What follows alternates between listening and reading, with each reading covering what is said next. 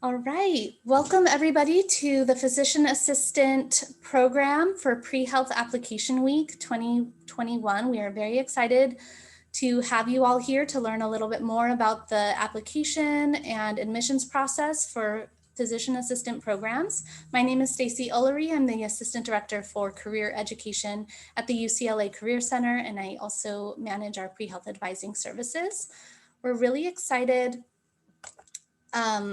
to be having our very first ever pre-health application week, which is in collaboration with our colleagues at College Academic Counseling, the Career Center, as well as Residential Life.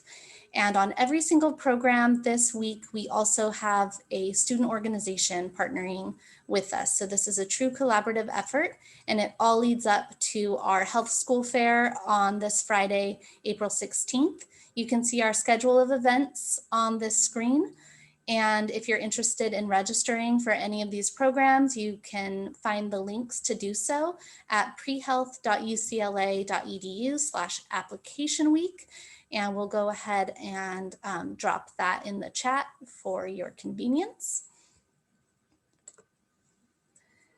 All of our sessions incorporate admissions, well, almost all of them incorporate admissions officers who will also be in attendance at this Friday's health school fair, where you can register to have a one-on-one conversation with admissions reps from over 50 different health professional schools who will be here to recruit UCLA students into their programs and answer any questions you might have about their programs, about their application processes, about your specific candidacy. So we encourage you to take a look at the participating schools, think about what questions you might have about your own interests or how you position yourself as a candidate for these programs, and sign up for a one-on-one slot to connect with these admissions representatives. We do encourage you to register in advance because you do sign up for a specific 10-minute time slot. And it's best to do so in advance to make sure you're able to book your time with the programs that you are most interested in connecting with. Also at the fair, we have test prep discounts that will be raffled off for MCAT and GRE. And you can find more information and the registration link through the same website, prehealth.ucla.edu/application week. So with that said, we're really excited to now hand it over to our the student org that we've been working with on this program, the PrePA Club at UCLA. They'll talk a little bit about their organization, and then they'll also be moderating the panel and the Q&A. Before I hand it over, I do just want to give a quick overview of the agenda for the day.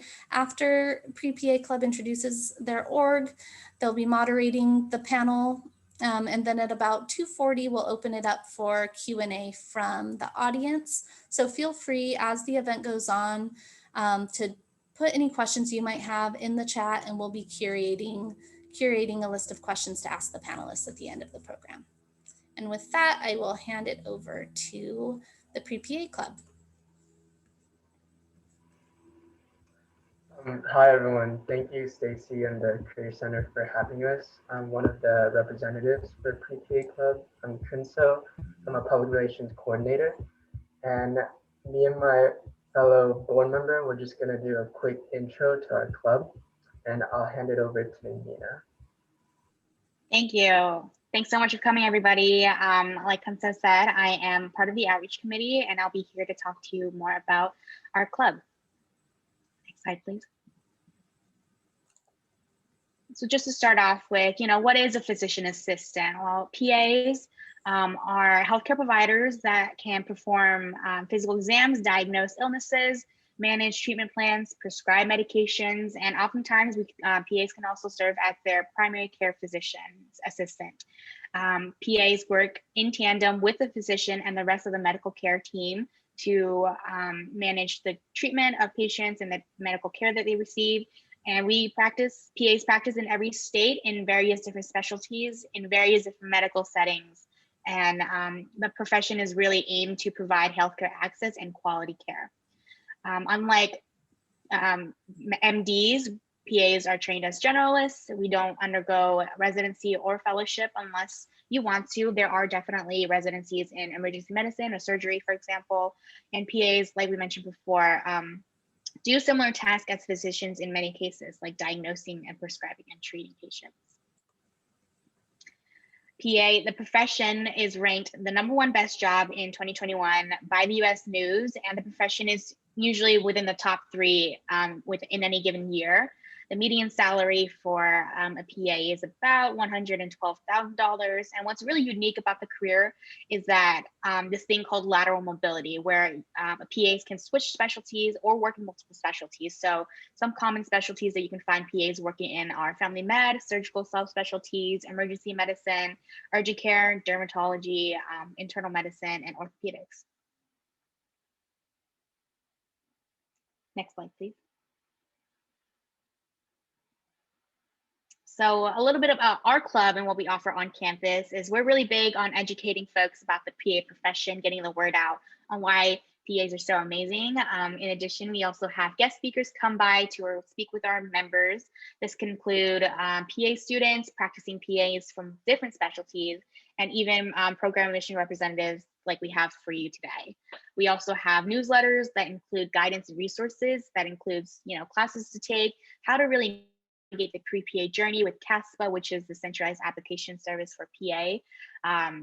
We can connect you to patient care experience job opportunities, shadowing opportunities, and we also offer workshops like suturing workshops and CPR workshops as well. In addition, we have volunteering opportunities that you can get a hold of. We also host socials to really foster a strong PA and pre-PA network on campus and cross campus with other UCs and universities as well. In normal times, we offer transportation to pre-PA conferences around the coast of California and different PA program open houses. And one of my favorite aspects of the club is that we have a mentorship program that connects underclassmen with upperclassmen who are on the similar pre-PA journey to really support them as they navigate and personalize their pre-health experience at UCLA. And Kenso is going to tell us a bit more about what our club does in depth. Thanks, Nina. Could I get the next slide, please? Thank you.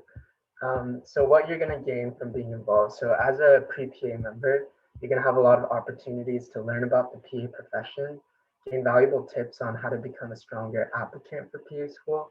And we are going to build this strong community of fellow pre-PAs at UCLA, where we're sharing advice and networking and connecting with other like-minded students.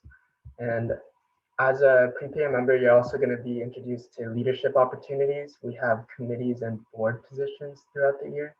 And we're also going to have cool raffles for items like suture kits, GREs, prep books, and other interview stuff. Lastly, as a pre-PA member, you're just going to be showing the admissions committees that you're genuinely passionate about the profession. So just to add on to that stronger application, and the more you put into the club, the more you're going to gain. Next slide, please. Thank you. So we have a couple membership requirements. We do have a fee for the remainder of this academic year. This is going to include a club t-shirt and a sticker, and that's just for us to help bring in guest speakers to our club and other transportation during the year. Our membership application will be found using this link or by just scanning the QR code on the right.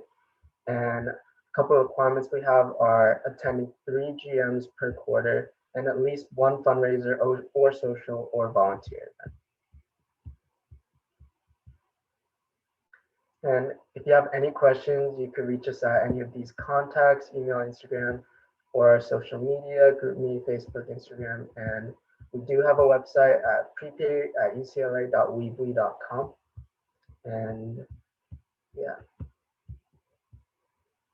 So now we're going to move into meeting our panelists. We have Leslie Lim, who is the Director of Admissions for Marshall B. Ketchum University.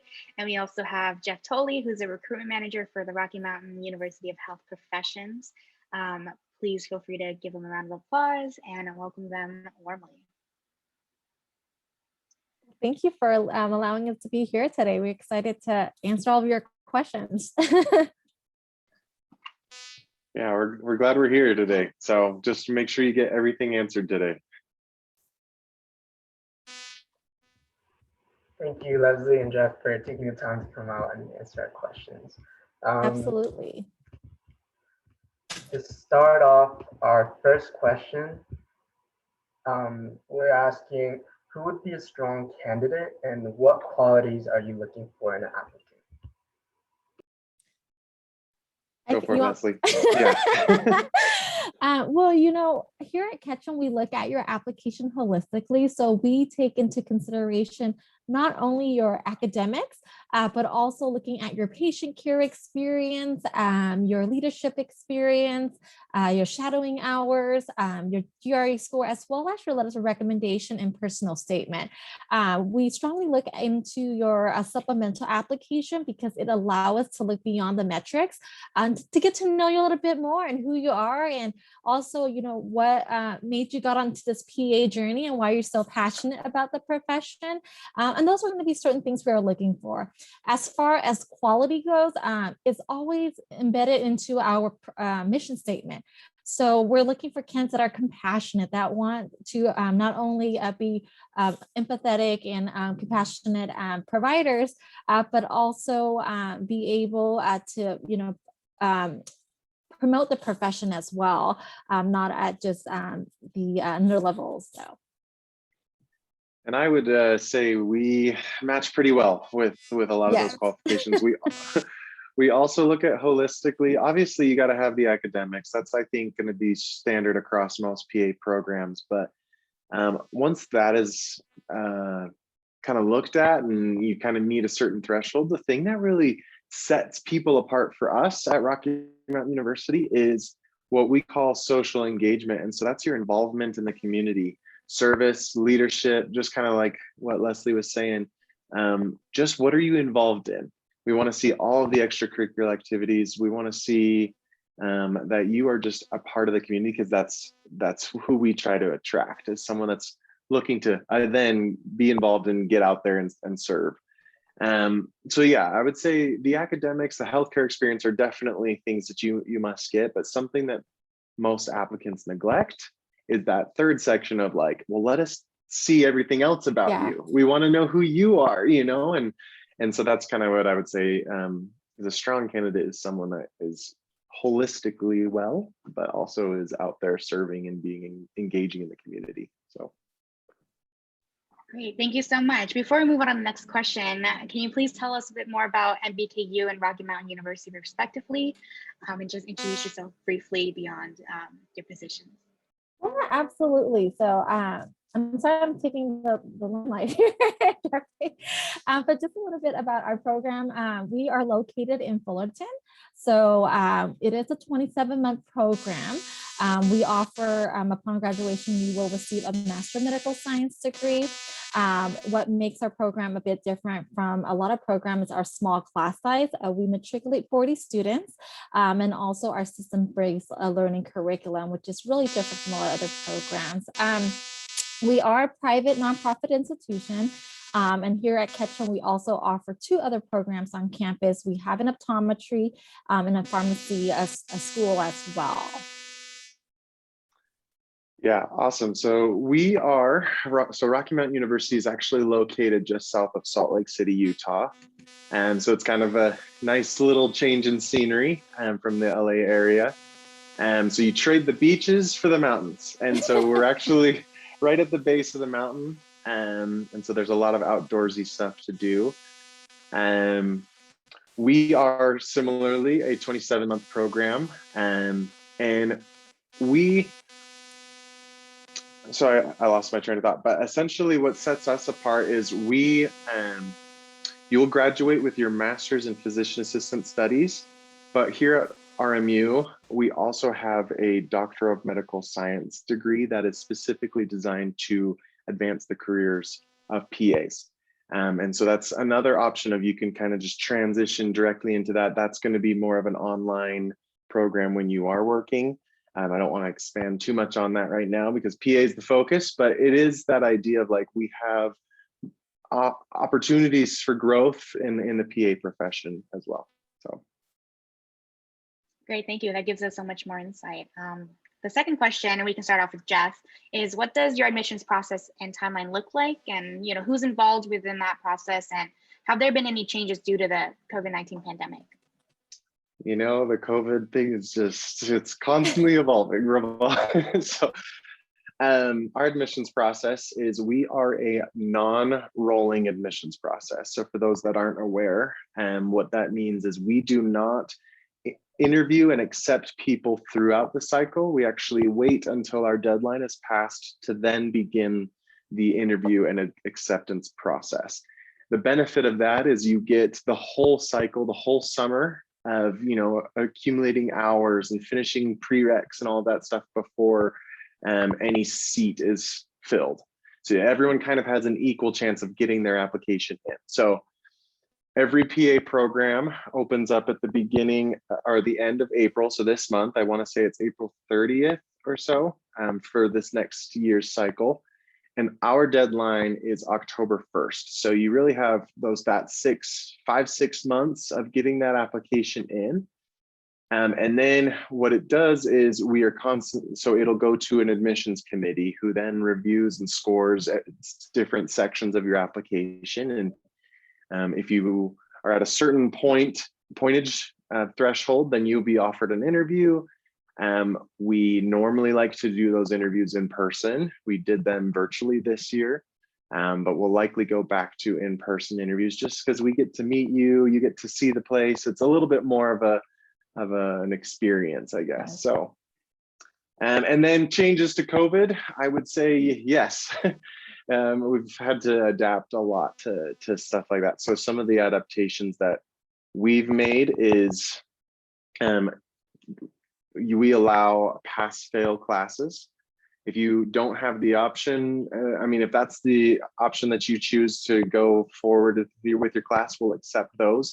The grade is always better, but we'll accept pass-fail classes. We're allowing more classes to be in progress before you submit the application. And then, we understand that getting hours and shadowing and letters of recommendations have been a little bit tighter. So we've been a little bit more lenient with that. We typically have certain minimums of references that we need, but we're being as flexible as we can, but still hoping that you can get as much as you can in those areas. So. Yeah, and as Jeff was saying, our admissions process is very similar. We are non-rolling admissions as well. We do have an admissions committee that will review your application and will be deciding who to invite for interviews and also matriculate and offering a seat into the program. Our deadline is different. Our deadline is November 1st. That's our hard complete deadline, but we do have an early consideration deadline, which is September 1st. And what that just means is that the committee will look at your application and consider your application for an interview in December versus interviews in January or February. As far as changes to COVID, the only changes would be we will be accepting online labs. I know in previous years we did not make an exception for labs online, but we will be making that exception for this year. And let me just add real quick, for those that aren't familiar with the CASPA system, CASPA is the ones that evaluate your transcripts and calculate GPAs and stuff. That process with them can take up to a couple weeks. Yeah. So I would assume it's the same. Make sure if the deadline for Ketchum is September 1st and us October 1st, that you're applying several weeks before that deadline so that it's verified and good to go by that deadline. So. And like to touch base on that, you don't want to wait the last minute. You don't want to wait the night before because it is on Eastern time as well. So you want to make sure you give yourself enough time because they will be verifying your transcripts, your letters of recommendation. So you want to make sure you give yourself enough time to have CASPA verified those. Thank you, Jeff and Leslie. It's great to hear that PA schools are being consider it and making some changes during like this difficult time because of the pandemic. Yeah. So for our next question, we have, what are the components of a competitive application aside from GPA and test scores with consideration for personal statement, letters of rec, or any other thing? I know we kind of touched base a little bit. I'm not sure, do you want to touch base? Jeff, I saw you.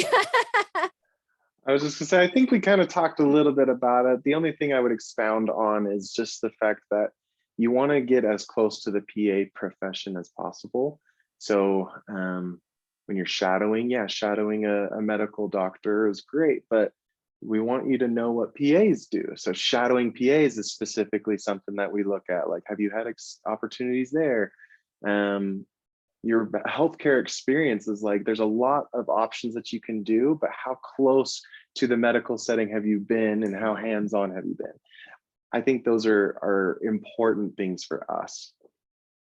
And, also, highlighting, why are you so passionate about the profession? Like what, it's going to be a rigorous 2 to 3 years in the program. But, are you able to get through that? And also showing that grit and that passion in your personal statement. And I believe in the prompt, it asks you, why do you want to pursue, or why do you want to become a PA? And you really want to highlight that because we want to see that motivation that you will be able to get through the program. Thank you so much. That offered a lot of insight and gives us an idea of where we can focus on in the application. So the fourth question is, what type of experiences do programs usually look for to have on their application? And are there other considerations for impacts due to the COVID-19 pandemic? And a follow-up would be, should students consider taking a gap year, especially because of this year and last year a bit, to gain more experience, and would it help? And we can start off with Leslie. With me? Okay, yeah. There's not an exhaustive list. I mean, as far as patient care experience go, healthcare experience will be considered on a case by case. So it really just depends on the quality of the patient interaction. And as Jeff was saying earlier, do you have the experience working in a medical setting? Or things that we'll look for in the experiences. Do you have history taking, treatment delivery, any physical contact, experience in both inpatient and outpatient settings? Those are going to be things that we are going to look for. I know that due to COVID, you may have a difficult time getting those healthcare experience. And I know some programs have been making exceptions for that.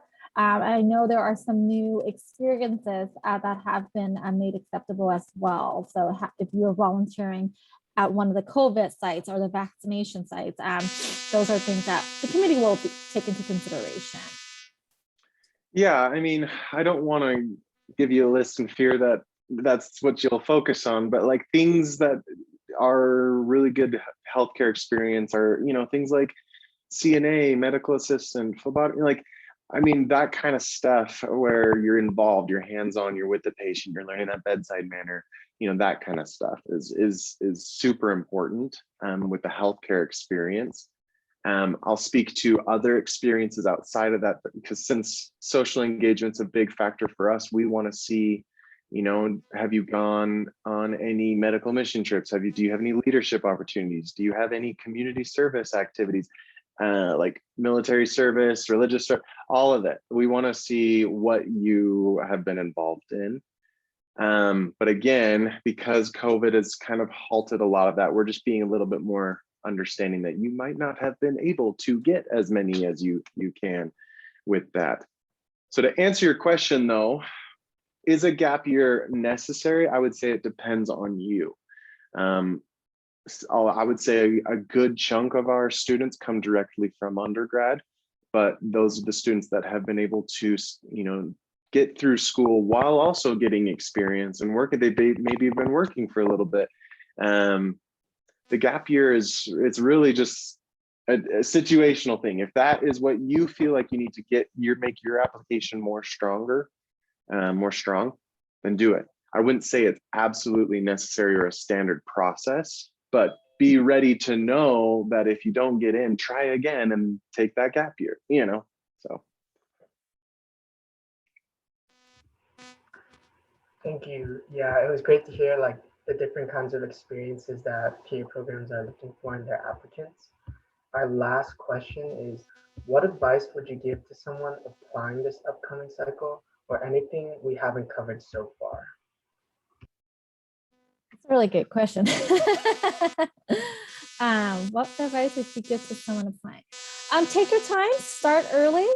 I mean, CASPA, it's not an easy feat. It can be very overwhelming.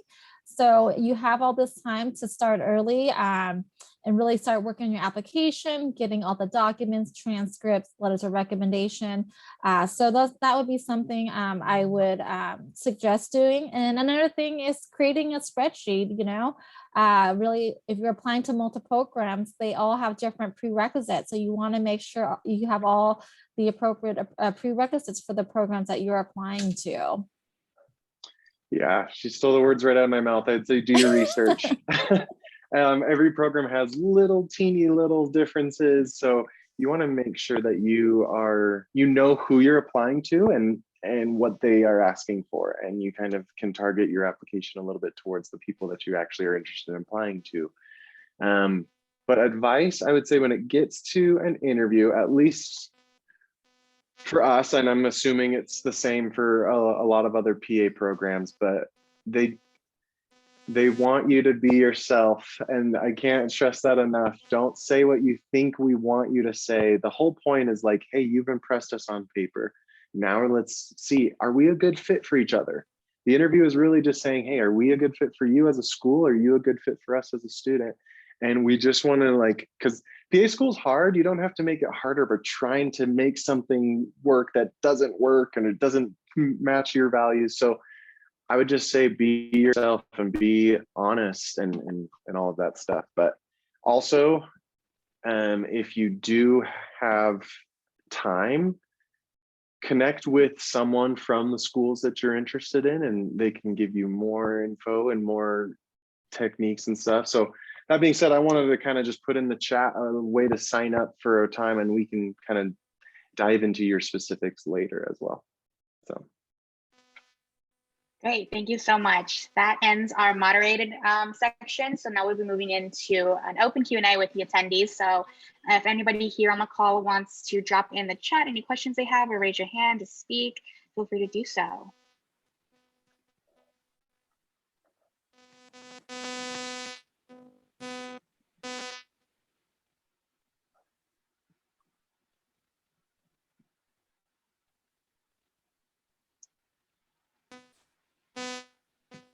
Yes, Brittany, you have your hand up. Hello, so I'm a first year and I'm planning on taking an online lab during the summer. So I was wondering if online labs are still okay during the 2024-2025 cycle. Yes. So for our program, that will be just fine. Okay, thank you. Very well. I'm not sure Jeffrey want to touch base on his program. I was gonna say, yeah, we understand that I mean, freshmen are still taking prereqs and classes now, and that doesn't mean they're not exempt from the COVID adjustment. So we'll understand that things are taken during this time frame. We'll definitely considered. So We have Samantha. Hi. So you guys mentioned that that being a CNA or medical assistant are good for patient care experiences. Would you guys also consider being an EMT a good patient care experience? Yes, for our program, yes. That would be acceptable. Yes. Same. Yep. That's what I said. I didn't want to give the list. I know that there's so many things, but I just wanted to say, make sure you get as hands-on and as medical as you can. So. We house left Jacqueline. Hi, this is Jacqueline. I'm a second year pre-psycho bio major, and I guess I'll follow up with that. I don't have as many medical hands-on experience, but just before due to financial reasons, I had to pick up a job, and I worked as a COVID-19 contact tracer and case investigator. So even though I was working with nurses, taking care of the individuals in my county that were sick. I don't know if that's considered that would count towards my hours needed for my application, or if you guys are looking more hands-on and in the office experience. Thank you. Are you, I'm sorry, I just need some clarification. Are you working directly with patients? Yeah, so I was working directly, giving them a call, checking in with their symptoms, what they had, and connecting them with certified health professionals, or connecting them with their medical providers. But it was like writing down any symptoms they had, and any contacts they may have had with other individuals and their family or like friends. So for us, I think that would probably be fitting for healthcare experience. I think for us, we're looking for more of the direct patient contact for patient care experience. Oh, Yeah. okay. Yeah, you would get points for it and all of that stuff, because it's definitely still healthcare related. But it would just rank higher if you were more involved in patient interaction like that. Oh, okay. Okay. Thank you so much. But it's still a great experience to have. So you want to make sure you still list that on your CASPA in the healthcare experience tab. Yeah, of course. It's not like that's my only experience. I am looking to do more hands-on experience in the future, like this summer. Perfect. But it's just a question. Thank you. I saw a question in the chat about how many schools on average do PA students apply to. It varies.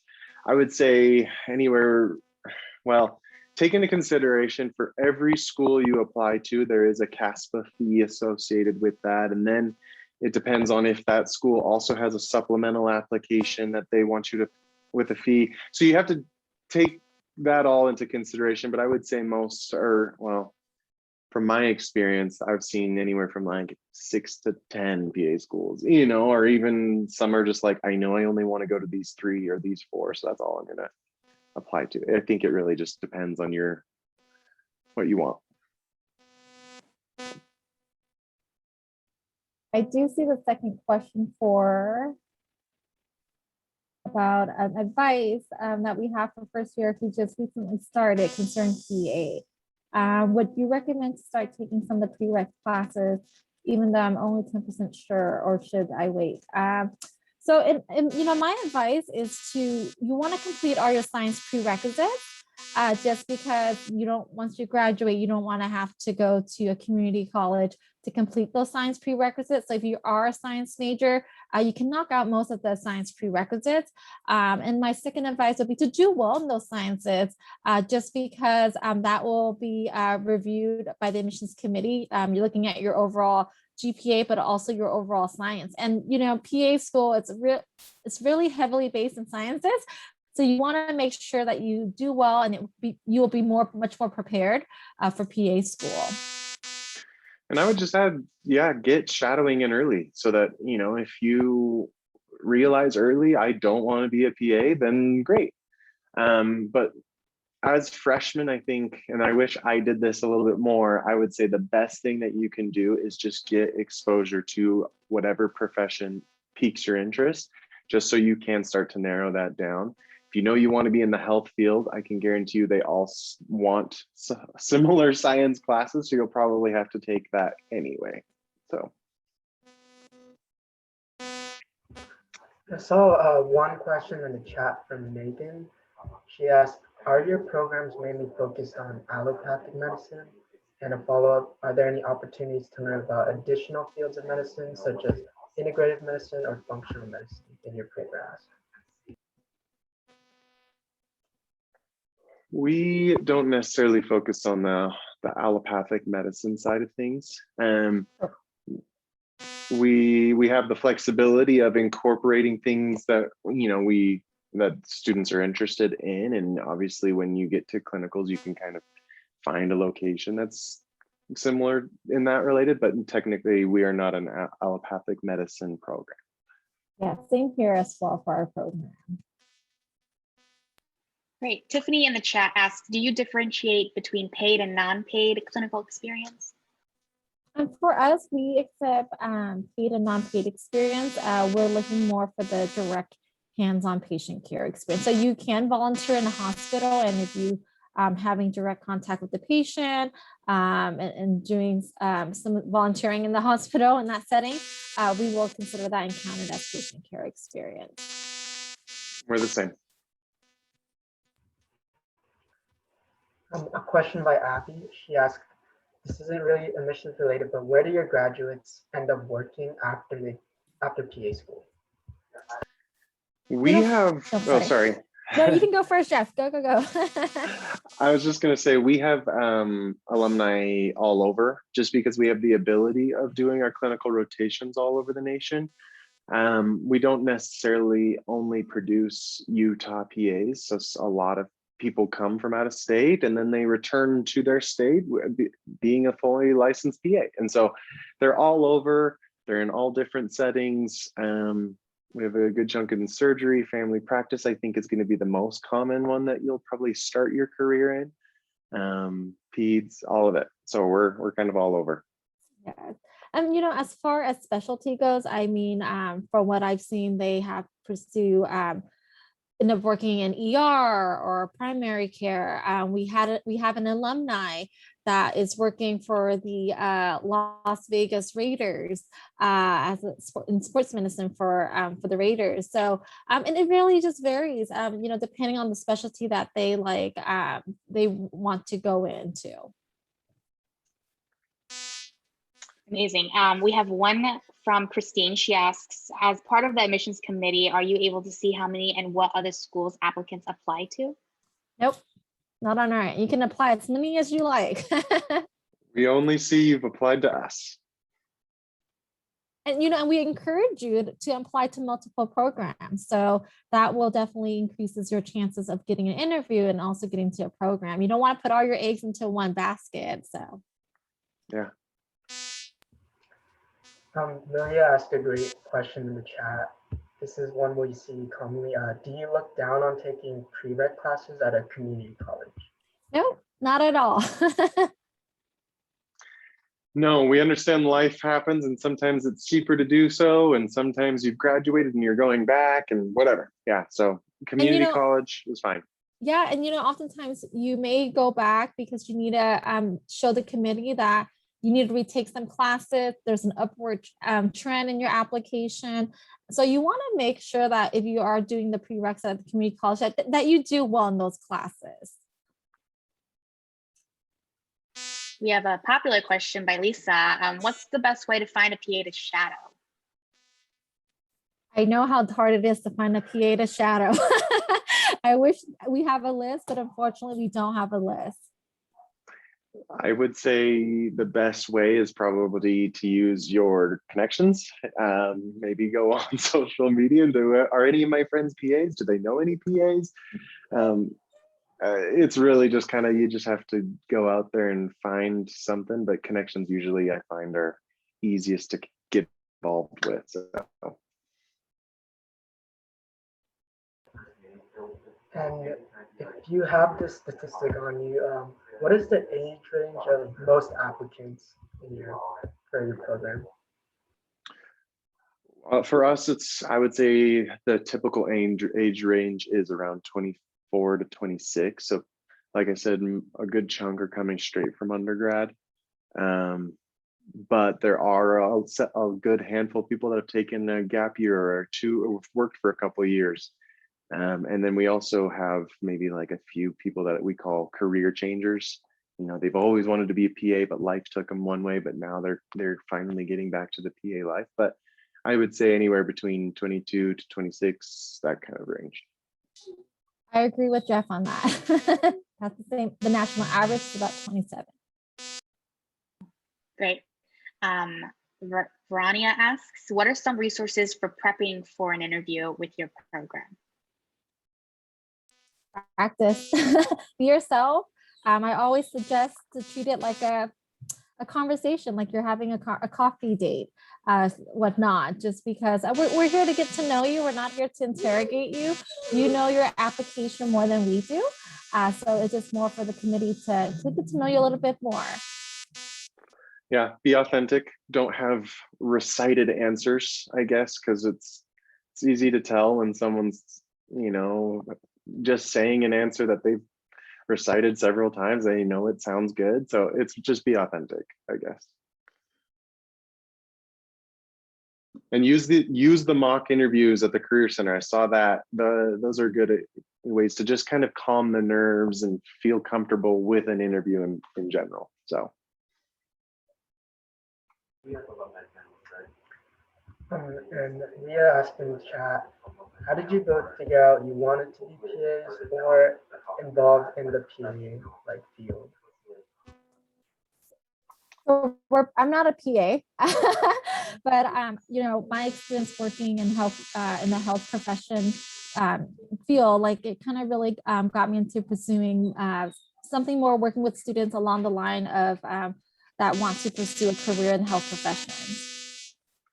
Yeah, same. I'm not a PA as well, but my family is full of healthcare professionals, and I've just always wanted to be involved in helping people get there, right? So I would say PA specifically is because there's so much, I mean, they mentioned it earlier, there's so much flexibility in the profession. There's a growing need for it. And so if we can help you guys fill those shoes, then great. So. Awesome. Thank you so much, Leslie and Jeffrey, for your time. Please, everybody, give them a virtual round of applause if there are no more questions. And also, if when you're available, please click the link that Stacey shared to share your feedback on this webinar. Yeah, thanks, guys. Stacey. Thank you, everyone, for having us. Thank you. Thank you.